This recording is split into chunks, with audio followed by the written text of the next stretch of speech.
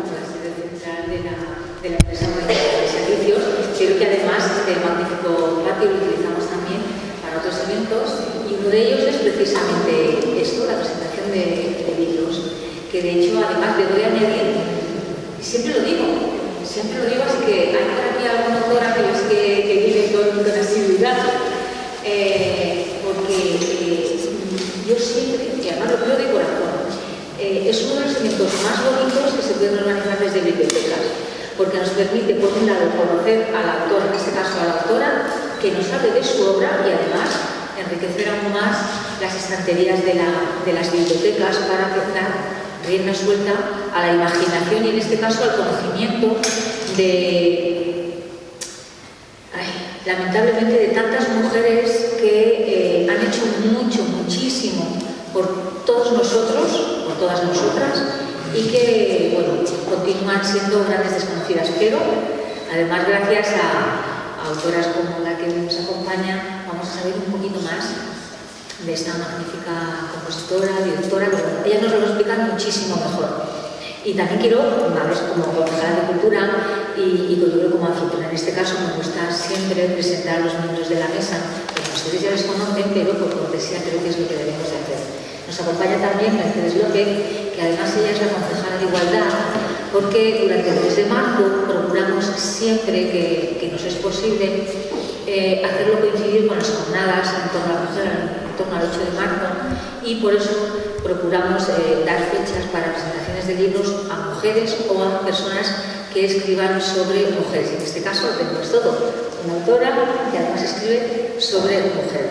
Yo ya me voy a ir callando, porque lo importante es lo que va a venir ahora, pero sí que quiero comentar algo sobre nuestra autora, nuestra protagonista de hoy, porque ella es profesora de música. Y además yo creo que por las informaciones que me constan, ella lo que hace o lo que intenta hacer, y espero que continúe haciéndolo, es dar a conocer, entre otras cosas, las obras que muchas mujeres, muchas músicas han realizado a lo largo del tiempo y que, como decía, son grandes desconocidas. Aunque la música la escuchemos, nadie sabe si es de hombre o de mujer, no tenemos por qué. La música es el lenguaje internacional. Pero siempre, o casi siempre, se conoce o tiene nombre de varón, y en este caso, bueno, vamos a conocer a una de ellas. Y lo que quiero cederle la palabra a Mercedes, nuestra autora de hoy, que además quiero decir, porque mirad, Suárez Guaita, debo reconocer que lo de Guaita es lo que me costaba recordar, entonces antes de equivocarme, perdóname, que les he preferido tirar de la chuleta. Y antes de, como decía, ahora vamos a tener lo más importante, que es lo que nos va a comentar Pilar, pero yo les voy a pedir un aplauso para nuestra protagonista de hoy.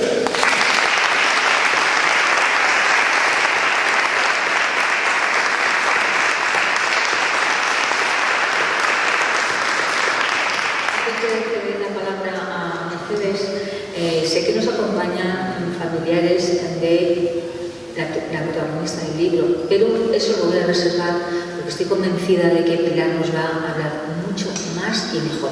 Así que gracias. Muchas gracias, Monse. Bienvenidas a todos y a todas. Es un verdadero placer siempre que se presenta un libro, sea en el mes que sea, pero especialmente por lo que a mí me toca el mes de la mujer, pues es mucho más agradable aún, si cabe, y más presentar a autoras que escriben sobre mujeres, que escriben músicas también. Bueno, pues el poquito que he podido conocer de ti, pues me ha parecido encantador, y yo poco más os puedo decir que os dejo con ella, que es la más interesante y la importante en este momento. Muchas gracias.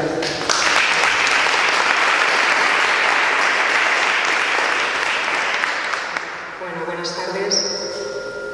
En primer lugar, muchas gracias tanto a Rosalía como a Mercedes por vuestras palabras. Quisiera agradecer a todos los que estáis aquí presentes el día de hoy, que me acompañáis en la presentación de este libro. Quiero también agradecer la asistencia de dos personas muy allegadas a mí ¿Sí? Hay problemas técnicos, lo siento. Vamos a intentar solucionarlos. Os comentaba que tenemos también con la presencia de Charo Mavillar, que es la sobrina de Elena Romero Barbosa, la protagonista del libro. Charo, por favor, puedes saludar para que te conozcan. Charo.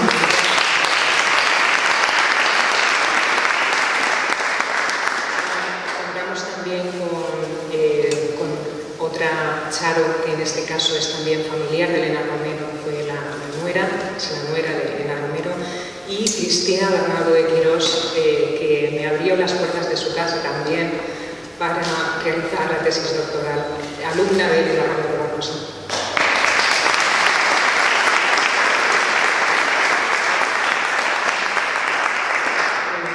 También quisiera agradecer a amigos y compañeros de trabajo la asistencia en el día de hoy.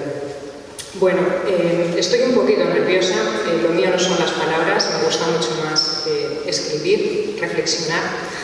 Y bueno, lo que sí voy a intentar es un poquito pues, contaros de dónde surge la idea de realizar este libro, y os cuento un poquito la historia. En el año 2009, si la memoria no me falla, defendí la tesis doctoral sobre la figura de Elena Romero Barbosa en la Universidad Complutense de Madrid. Y pues nada más terminar, hubo algunas personas bastante cercanas que me dijeron, bueno, mirad, ahora toca publicar el libro. Y como veis, desde 2009 han pasado unos cuantos años. Esto quiere decir que he priorizado muchas actividades, como por ejemplo pues la crianza de mis hijas, y todavía ahí seguimos. Es decir, que un poco la motivación viene por ahí. Sabéis, como también ha dicho Montserrat, que soy profesora y que de alguna manera me acompaña siempre esa idea, esa necesidad de enseñar aquello que realmente considero importante. Entonces nos encontramos, pues, por un lado, donde ejerzo la docencia en Melies Los Olivos, en Mejorada del Campo, pues algunos grupos que realmente son permeables a estas ideas que tenemos tan feministas. Y también en las clases que imparto para preparar a futuros profesores, en unas y otras siempre intento plasmar, dejar mi sello, mostrando esa otra historia de la música a la que hacía referencia también Montserrat. ¿Cómo lo hago? Pues intento, por un lado, utilizar el aula como altavoz, denunciando de alguna manera esa situación de desigualdad, y por otro lado lo que hago es trasladar el mensaje de que en la historia de la música, en todos los estilos que tengamos, que nos paremos a buscar, siempre ha habido y habrá intérpretes, compositoras, mujeres. Entonces, esta es un poco la motivación mía como docente. Hay una frase de una colega que me llegó al alma y que me la he quedado para mí. Dice que sin referentes no existimos, somos Sísifo. Necesitamos referentes, necesitamos mirarnos en un espejo, necesitamos encontrar ejemplos a los que seguir.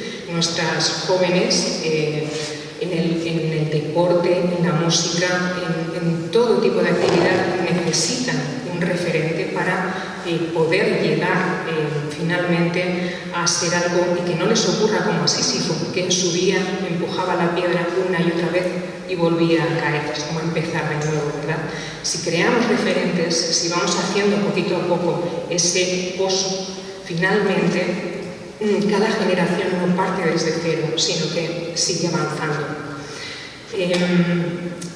Por todo ello, pensé que era muy necesario hacer un libro que está rescatado, o de alguna manera os puedo decir que he capturado, he rescatado toda la parte biográfica que tiene mi tesis doctoral, y lo que he hecho es algo que sea realmente asequible a todo tipo de público. Evidentemente, la tesis doctoral no se podía publicar como tal para difundir. Sin embargo, este trabajo yo creo que sí que puede llegar. El título lo dice todo. Quienes lo habéis visto ya, pues dice el nombre de la compositora, Elena Romero Barbosa, y añade Estrella Invisible, que creo que también lo dice todo. Dice que esta señora, esta compositora, directora de orquesta, fue muy aplaudida, reconocida en vida, y que cuando muere pues pasa a ser una estrella más en el firmamento. Pero realmente el libro pues es, sin más, una biografía al uso, es decir, una biografía que está insertada en un contexto histórico, cultural, social, y que puede ser también interesante para músicos, porque también es muy descriptivo desde el punto de vista de los sistemas educativos, legislaciones que se fueron dando en los 3 conservatorios de referencia que había en España, Madrid, Barcelona y Valencia. Elena Romero Barbosa trianguló en estos 3 conservatorios. Desde el punto de vista de la perspectiva de género, Mercedes, yo creo que es un libro interesante, porque precisamente nos ayuda a rescatar a una más. Entonces vamos haciendo poquito a poco esa labor de investigación que va sumando al trabajo que ya tienen otras compañeras y compañeros. No hay nada de ficticio en el libro, es decir, es todo biográfico. Es cierto que hay 2 momentos en los que me he permitido el lujo de dar mi opinión sobre determinados aspectos. Y también es verdad que en algún momento hay alguna cuestión un poco espinosa que la he tratado con un poco de humor, pues para que fuese más asequible, más aderezada. Si os parece, había pensado leer un fragmento muy cortito del libro, solamente para que veáis un poco el estilo, y con ello, si no os habéis puesto a leerlo, pues que lo leáis y que me trasladéis ese feedback que me encantaría para poder mejorar, porque es mi primer libro, me estreno con esto y me gustaría, pues, la verdad, recibir vuestras críticas. Voy a pasar a leer un fragmento, como digo, muy cortito.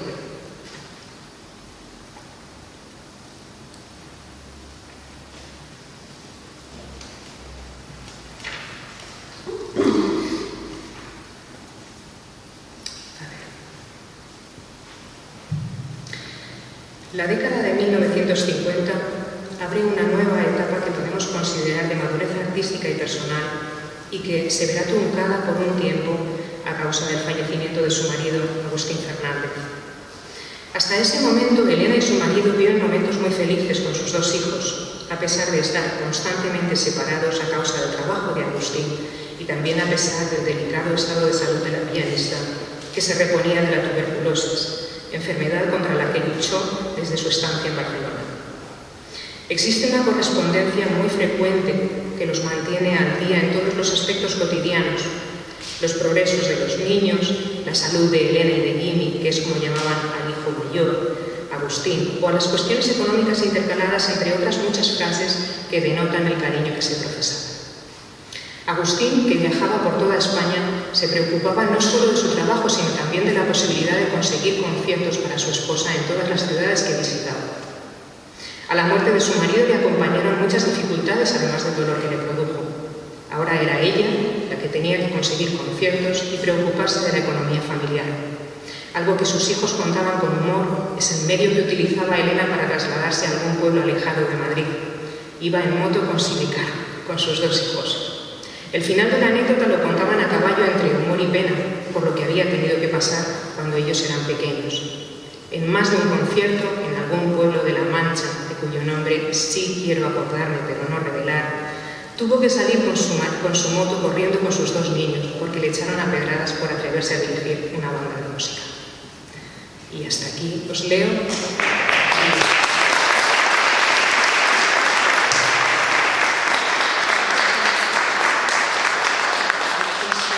Muchas gracias por haber escuchado la charla.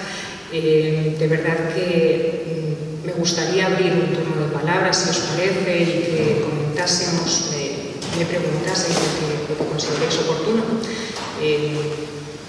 Por lo demás, por mí, ya lo he dicho todo. ¿Os parece? ¿Tenéis alguna pregunta que hacer? ¿No?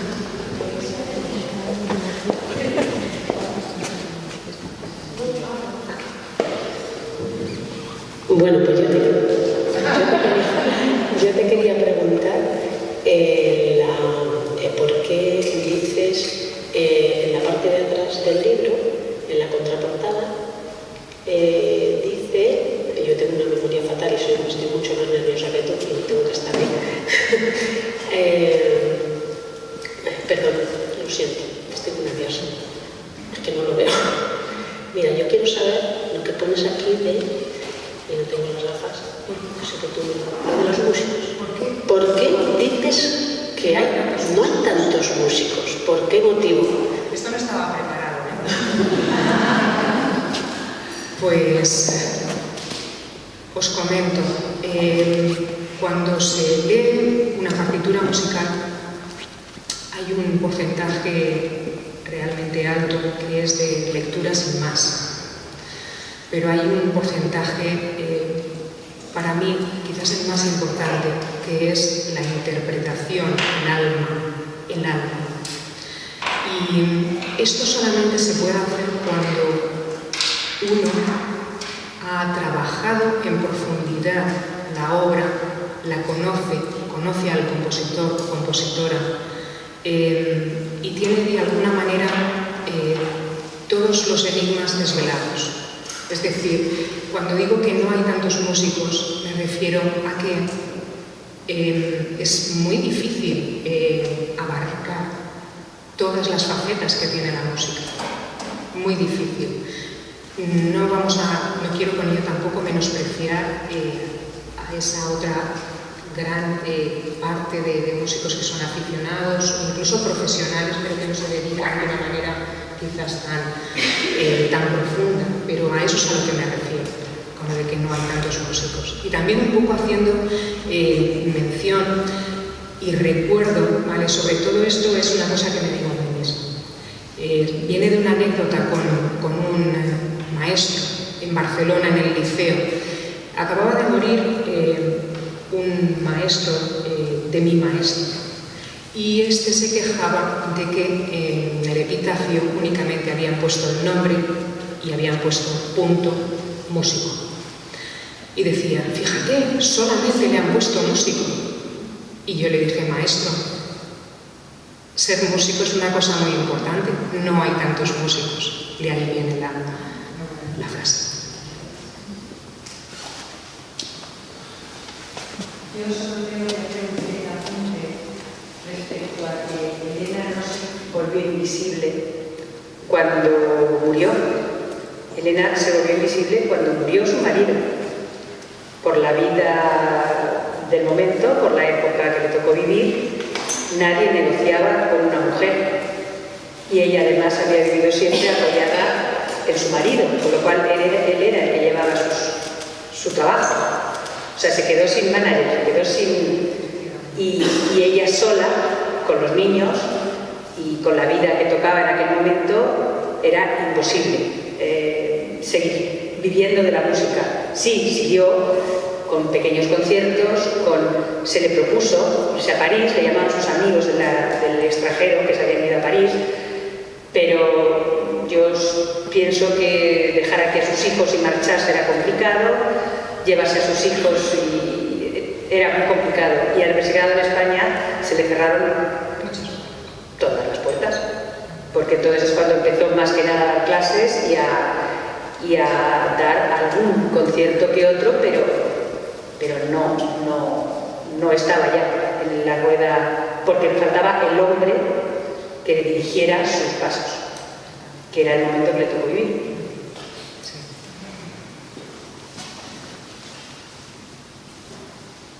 ¿Tenéis alguna otra pregunta?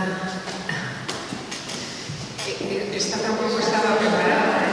No, yo lo que quiero decir es que la presentación del libro me ha parecido bien, pero me gustaría que hagas una visión flash de quién fue Elena Romero, para que la gente se anime a leer el libro y que sepa la importancia de este personaje que no es conocida. Entonces, que digas un poco de su biografía, qué cosas importantes. Ahí es nada. Fue intérprete de piano, directora de orquesta, compositora, crítica musical y docente. Es decir, tocó todos los palos. Hay muchas intérpretes de la altura de Alicia de la Rocha, también pianista, y a esta sí que la conoceréis, ¿verdad? Que han logrado llegar quizás a ser tan conocidas porque no han diversificado su tarea. Elena Romero la diversificó. Es decir, fue más difícil llegar a destacar en un ámbito nada más, ¿vale? Esa es un poco la idea. Pero ese flash que me pides, pues fue una mujer muy luchadora, una mujer que empezó a tener contacto con el mundo de, podría decir, de la música a nivel profesional siendo muy niña, entrando en círculos que estaban vedados a la mujer, como Bellas Artes, por ejemplo, Liceum Club, muchos lugares que a los que no tenía acceso la mujer, y realmente ella consiguió abrir esas puertas. Es tremendo cuando estudias su vida, cuando vas viendo cuáles son los pasos, dónde va de alguna manera motivada por seguir aprendiendo, cultivarse, ser más. Es capaz de todo, es decir, fue tremendamente luchadora. Aparte, fue madre, fue esposa. Cualquiera de vosotros puede pensar, puede imaginar lo que esto significa, y llegar a destacar siendo todo eso, pues me parece digno de alabanza. Dentro de la crítica musical fue también pionera. En la dirección orquestal fue pionera porque podemos decir que tan solo Antonia Bricco, italiana, había dirigido una década antes, en la década de los 30, había dirigido una orquesta en... Sí, pero me seguís escuchando, sí. No pasa nada. No pasa nada, no te preocupes. Antonia Bricco, una década antes, había dirigido dos orquestas muy importantes: Filarmónica de Nueva York, Filarmónica de Berlín. Pero en España no había habido nadie que hubiera dirigido una orquesta sinfónica. Y Elena Romero Barbosa fue muy inteligente porque aprovechó que se estrenaba una obra suya y se puso al frente y dijo: esta obra la dirijo yo, como están haciendo todos los varones que se ponen delante con la batuta solamente porque han compuesto la obra. Ese momento es crucial en la dirección, es un referente, ese es un referente. No sé si puedo desvelar mucho más. ¿Tenéis alguna otra pregunta? ¿No? Clotilde.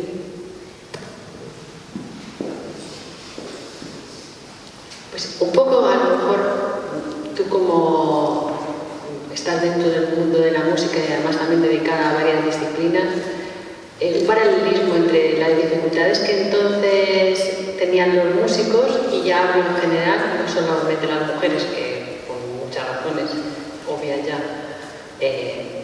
pues las han tenido entonces y las siguen teniendo ahora, pero las dificultades para ser un músico de esa manera tan holística, tan integral, en aquellos tiempos y ahora, porque no sé si ahora la situación para alguien que se quiere educar a la música con esa profundidad, la situación es mucho mejor que antes. No lo sé, yo lo pregunto desde fuera porque no estoy, pero lo que percibo, incluso en el currículum de la música en España, es que los chavales siguen teniendo, los chicos y las chicas siguen teniendo muchas dificultades y cuesta mucho dinero dedicarse a esto y sigue siendo como algo un poco elitista cuando no debía ser así. Sí, eso es cierto. Quizás en España el sistema educativo a nivel de los conservatorios adolece precisamente de esto que comentas, es decir, es en cierto modo un poco elitista. Tendrían que estar más becados, subvencionados aquellos chavales o aquellas chicas que realmente destacan, y es verdad que muy pocos de ellos lo están. Por otro lado, tampoco tenemos el mejor... sabemos que muchos de nuestros chicos, cuando destacan en los conservatorios, se marchan fuera, ¿vale? Y cuando esto lo vemos, es que algo no estamos haciendo bien. Esto ocurre en música y ocurre en prácticamente todas las disciplinas. Estoy pensando en las ciencias, yo creo que es absolutamente en todo. Entonces sí que nos lo tenemos que hacer mirar. Sigue siendo difícil, pero quizás creo que un poco la comparativa que me pides, la distancia, esa dificultad añadida que tenían las mujeres sobre todo, ¿vale? En esta época, en principios del siglo XX, hombre, yo creo que con eso ahora mismo no contamos, no tenemos esa dificultad, pero tenemos otras.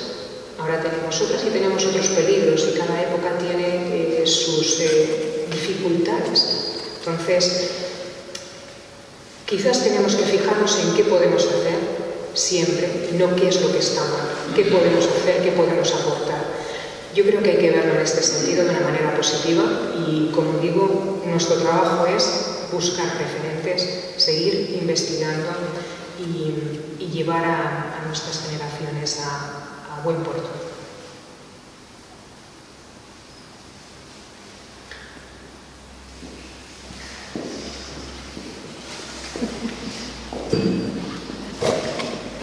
Yo quería preguntarte, porque tú estudiaste lo que más te gustaba era dirigir, y yo te pregunto por qué no diriges, Pilar. Eso es lo que yo quiero que le cuentes aquí a las personas que han venido a verte. ¿Por qué tú no diriges hoy en día? Porque eres muy buena directora, yo lo he comprobado, pero quiero que respondas la pregunta. Claro, que lo digas tú me deja en una situación un poco difícil, pero bueno, vamos a aceptar cojo el pañuelo. Pues realmente no dirijo porque son las circunstancias que me han tocado vivir. Quizás no he tenido las oportunidades que me habría gustado tener si hubiera nacido varón. Esa es la realidad. Estoy en una etapa de mi vida en la que esa puerta es verdad que la tengo entreabierta, casi cerrada.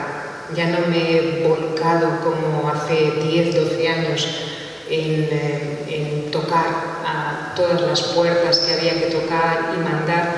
Yo creo que está toda España empapelada con mi currículum. Es decir, intentarlo lo he intentado. Pero es verdad que también me he cansado de recibir respuestas, que algunas de ellas todavía las tengo, que quizás algún día sería bueno también que salieran a la luz, para causar un poquito de vergüenza, ¿no? a quien las contestó. Es cierto que en algunas ocasiones la contestación es: tu currículum es uno de los mejores, por no decir el mejor, pero lo siento mucho, es que tenemos otra persona, un chico que vive más cerca. Qué excusa más peregrina, ¿verdad? Qué excusa más peregrina. Bueno, pues este tipo de cosas son las que finalmente son las que me llevaron a decir, pues hasta aquí, esta puerta la dejo ya cerrada o entreabierta, pero sin ningún tipo de frustración. Me encanta lo que hago.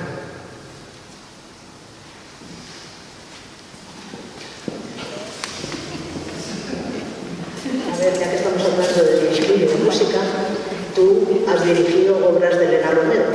Me gustaría que dijeras aquí al público asistente cómo te sentiste dirigiendo esas obras, como por ejemplo el canto a Turina, que fue un homenaje de Elena a ese músico, porque el catálogo musical de Elena Romero es muy amplio y tiene de todo tipo de obras. Bueno, esto tampoco lo sabéis, pero os lo voy a contar. Fundé una orquesta que se llamaba Elena Romero y yo creo que llegamos a hacer 3 conciertos, si no recuerdo mal. Uno de ellos en el Auditorio Conde Duque, otro de ellos también en las Ciudades de la Mujer en Valencia, en el Museo de Cerámica. Y lo recuerdo, esos son momentos muy valiosos para mí, donde además en esos conciertos programé obras de Elena Romero, como no podía ser de otra manera. Pues dirigir a Elena Romero era como conectarme con el más allá, porque de repente estás tocando una obra, estás haciéndola llegar a los músicos desde un punto de vista que es muy íntimo, muy original, porque nadie lo ha tocado. Es realmente emocionante. Y por cierto, esa orquesta me da también mucha pena, después de esos 3 conciertos ya desapareció por falta de subvención. Son las cosas que ocurren tristemente en España.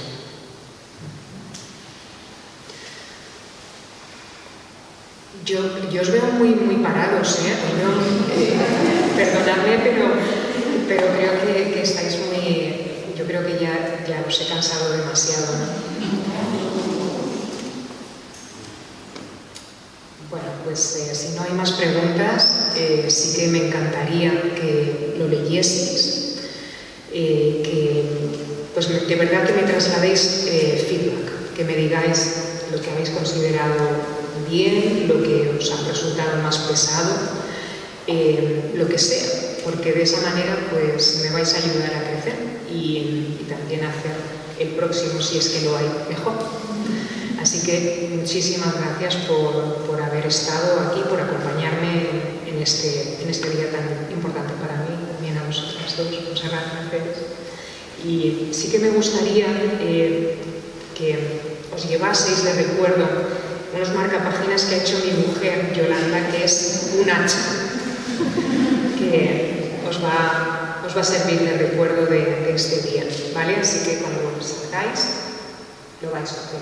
Yo quería decirte una cosita nada más, y es a lo que has dicho tú de referentes, que gracias a personas como tú y como muchas otras mujeres que hay por el mundo, que van sacando los referentes que tenemos tanto en música, en ciencia, que mujeres que están ocultas, que no se sabe nada de ellas, pues gracias a iniciativas como la que tú has tenido, se van conociendo un poquito más de su trayectoria, de su historia y de las dificultades que han tenido a lo largo de su tiempo para que tengan ese nombre, porque son muy poquitas las mujeres que tienen un nombre tanto en la cultura, en la ciencia, en todo, en literatura, en todo, verdaderamente.